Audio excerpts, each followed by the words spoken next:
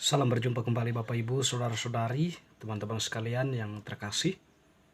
Pada kesempatan ini saya mengajak kita kembali lagi untuk mendengarkan sabda Tuhan yang kita ambil dari penginjil Lukas bab 7 ayat 11 sampai 17. Yesus membangkitkan anak muda di Nain. Kemudian Yesus pergi dari suatu kota yang bernama Nain. Murid-muridnya pergi bersama-sama dengan dia, dan juga orang banyak menyertainya berbondong-bondong.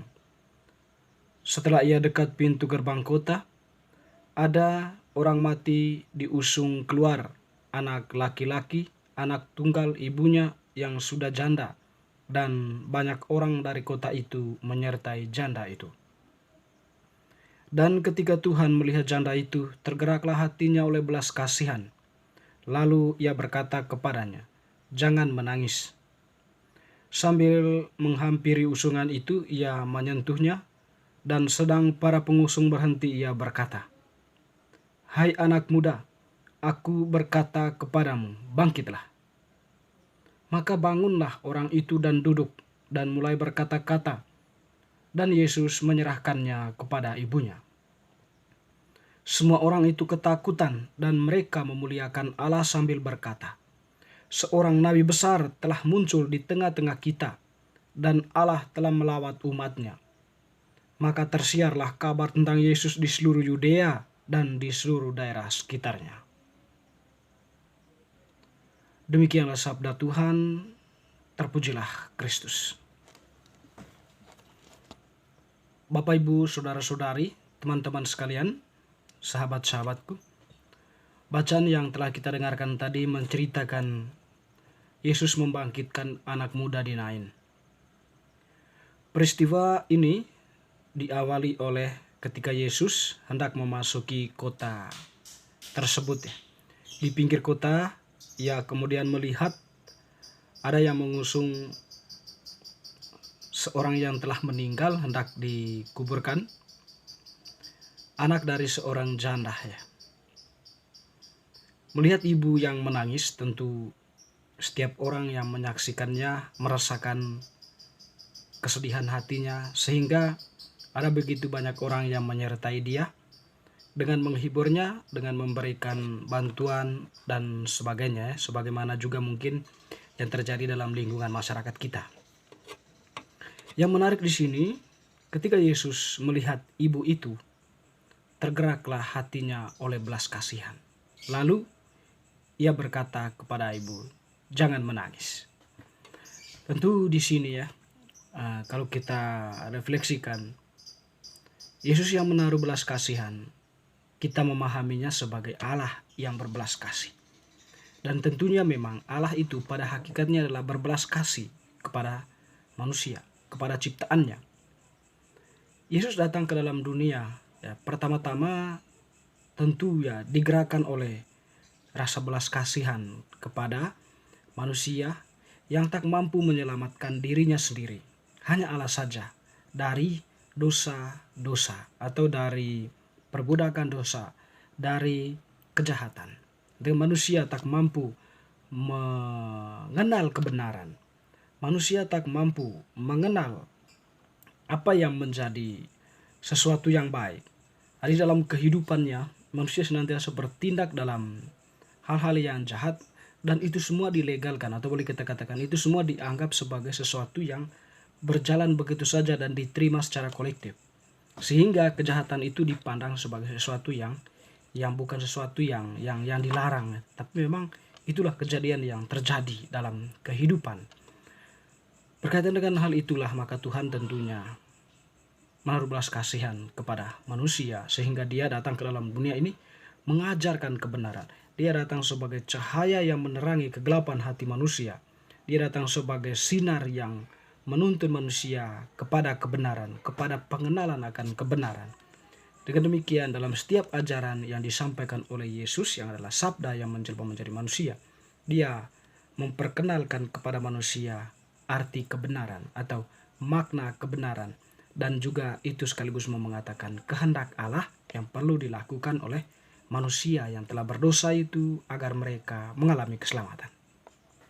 Sama hal dengan peristiwa ini, Yesus menaruh belas kasihan karena memang dia adalah dia yang berbelas kasih. Ketika dia menaruh belas kasihan, tentu Yesus tidak hanya tinggal diam, tetapi pertama-tama dia mendekati ibu itu lalu menghiburnya dengan kata-kata yang memang keluar dari mulut Allah sendiri. Jangan menangis, ya. Tentu disinilah kata penghiburan yang disampaikan oleh Allah. Jangan menangis. Tentu pernyataan tersebut dibarengi dengan tindakan Yesus. Sambil menghampiri usungan itu, ia menyentuhnya dan sedang para pengusung berhenti, ia berkata, "Hai anak muda, aku berkata kepadamu, bangkitlah." Ya.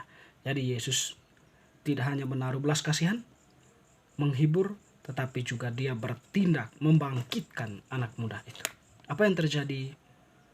Anak muda itu pun bangkit, lalu duduk serta berkata-kata.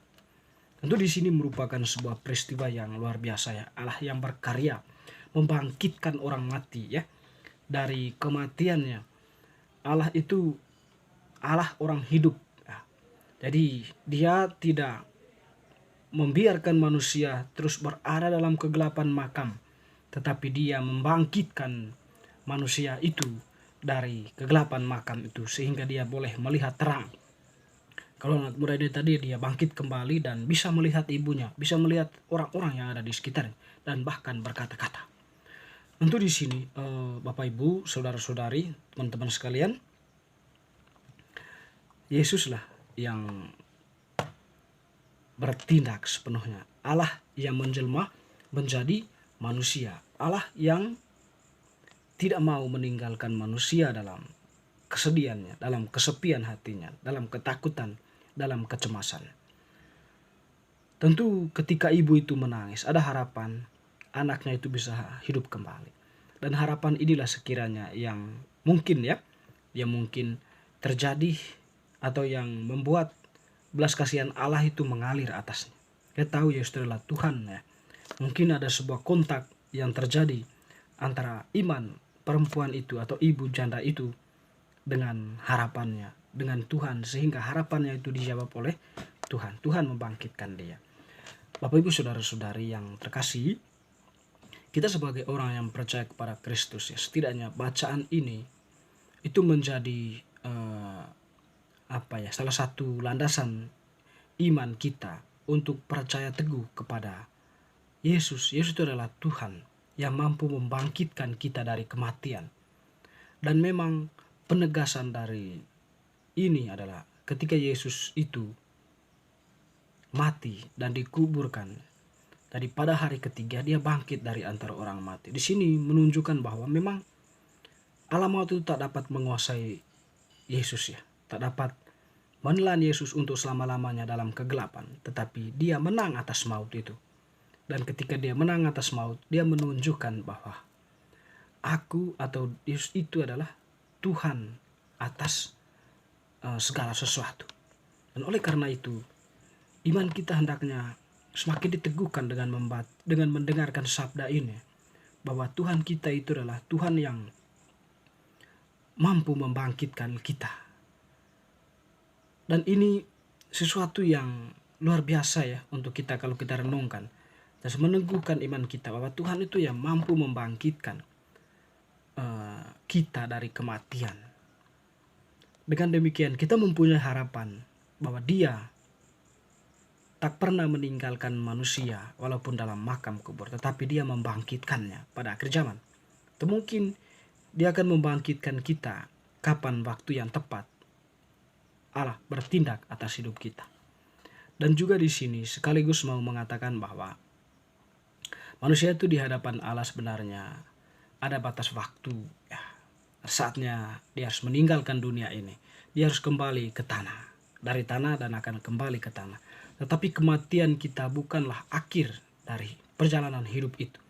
Tetapi karena Yesus yang adalah Sang Penyelamat, jaminan hidup kekal kita, maka kita pun percaya bahwa setelah kematian ini kita mempunyai dunia yang baru, dunia di mana kita ada bersama Tuhan. Tentu di sini yang menjadi tiket, boleh kita katakan seperti itu, untuk masuk ke dalam dunia yang baru adalah perbuatan-perbuatan baik.